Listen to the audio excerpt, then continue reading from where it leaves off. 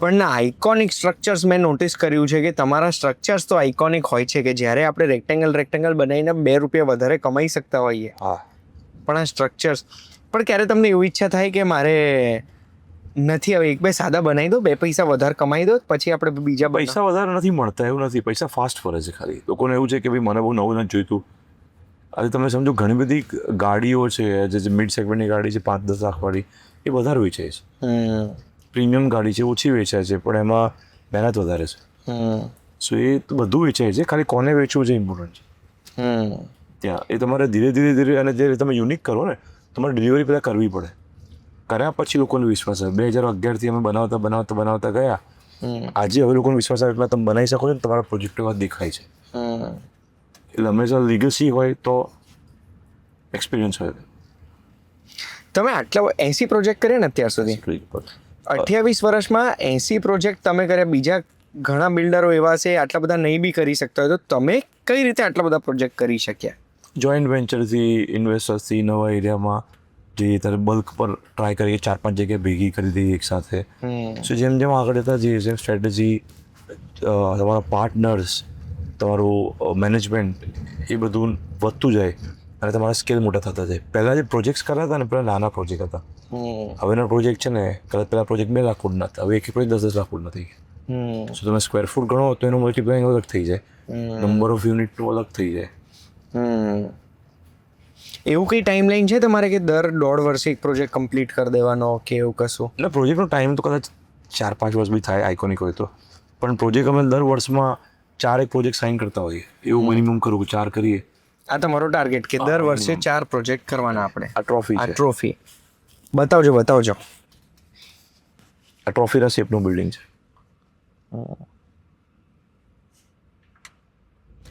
એટલે આપણે પહેલું જોયું હતું, એના પછી જે આપણે બધા જોયા એ બધા આપણે જોયા છે ઇન્ટરનેશનલ. અહીંયા આપણે આ ગિફ્ટની ઓફિસ છે, આ વાળી આ બને જ નાની છે, અહીંયા બાજુમાં છે ને. અચ્છા, ઓકે. અને ધીરે ધીરે બીજી ગિફ્ટ બનાવે છે. આ બધું પોતાનું ઇન્ફ્રાસ્ટ્રક્ચર બાજુમાં. આ જે છે ને એ લોકો ટેમ્પરરી જગ્યા આપી છે. કોઈ મોટી કંપનીને અહીંયા આવવું હોય તો અમુક ડેવલપરોને જેમ નીલા છે, શિલ્પ છે કે સેવી છે, એ બધા અહીંયા 50-50 હજાર ફૂટના એરિયા કર્યા છે. એ લોકોને ભાડે જોઈતું ટેમ્પરરી, જ્યાં સુધી એમના બિલ્ડિંગ બની ગયા હોય, બનતા હોય ત્યાં સુધી અહીંયા રહે, પછી અહીંથી બિલ્ડિંગમાં શિફ્ટ થઈ જાય. ગવર્મેન્ટ આ ઇન્ક્યુબેશન સેન્ટર જેવી જગ્યાઓ અલોટ કરી દરેક જણ. મજા આવતી હશે being a part of Ahmedabad real estate development. હા, મજા આવે. તમે સારું કામ કરો તો ગર્વ ફીલ થાય. જો આ પછી આપણે એસએસઆઈથી બહાર નીકળ્યા. બીજું એ બતાવજો. બીજો ગેટ છે. હા, કટ કરતા જ નહીં, ચાલુ જ રોલિંગ જ રાખજો. આપણે અહીંયા કોઈ ટ્રક આવે ને, મટીરિયલમાં એ લોકોએ બધું રિસીટ બધું ચેક કરે અને કસ્ટમમાં અમે લખાવડાયેલું હોય જીએસટીમાં બી કે આ મટીરિયલ આવવાનું છે એવું તે મેપ કરે. તો તમે અહીંયા માલ મંગાવવામાં જીએસટી ના હોય? અહીંયા ના હોય. ઓકે. બિકોઝ સામેવાળો કસ્ટમરને બી જીએસટી ના લાગે. હા, અને ઇન્ટરનેશનલ બોર્ડરમાં જીએસટી નથી લાગતો. તો મારે અહીંયા ઇન્વેસ્ટ કરવું હોય અંદર, હા, બિંગ એન ઇન્ડિયન રેસિડેન્ટ, અને મારે અત્યારે ઇન્ટરનેશનલ ઇન્કમ એવી નથી, તો રેસિડન્સમાં તમને જીએસટી લાગે. બિકોઝ અહીંયા જે કંપની ધંધો કરે છે એના માટે આ છે. રેસિડન્સમાં તમને બી લાગે, મને બી લાગે અહીંયા. પણ આને ગવર્મેન્ટ વોક ટુ વર્કનો કન્સેપ્ટ કહે છે. એટલે અહીંયા અમુક લિમિટેડ બિલ્ડિંગ એવા આપ્યા છે જે તમે રેસિડન્સ કરી શકો એસએઝેડમાં. પણ એમાં ડ્યુઅલ પ્રોસેસિંગ કહેવાય. એટલે એમાં તમને જીએસટી લાગે, પણ કમર્શિયલમાં જે છે એમાં જીએસટી ના લાગે. હવે ગિફ્ટમાં એને વિચારો ઇન્ટરનેશનલ થઈ ગયા છે. મારા પાછા મને લાગે છે અમદાવાદ તરફ આપણે આવીએ. અમદાવાદનો રિયલ એસ્ટેટ જર્ની તમને કેવી લાગે? અમદાવાદની રિયલ એસ્ટેટ જર્ની તમને કેવી લાગી? અમદાવાદની બહુ જ ગ્રોઈંગ. હવે તો પાછું જો કોમનવેલ્થ આવશે તો જે 10 વર્ષમાં 15 વર્ષમાં ડેવલપમેન્ટ થવાનું હતું એ 4 વર્ષમાં થઈ જશે. અને પાછળની બી તમે હિસ્ટ્રી જુઓ તો મેટ્રો, BRTS, પછી રિંગ રોડ બીચો હજી આવે છે. તો કોઈ બી અમદાવાદના 30 મિનિટની અંદર મોસ્ટલી તમે બધા એરિયામાં પહોંચી શકો, મેક્સિમમ 45 મિનિટની અંદર ત્યાં. તો આજે અમદાવાદ વર્ષોથી સેમ છે, આજે બી સેમ છે. બહુ ટાઈમ પહેલાં હું વૈષ્ણોદેવી જતો હતો ને તો ત્યારે 30 મિનિટ લાગતી હતી, આજે 20 મિનિટ થઈ ગઈ મારી ઓફિસથી.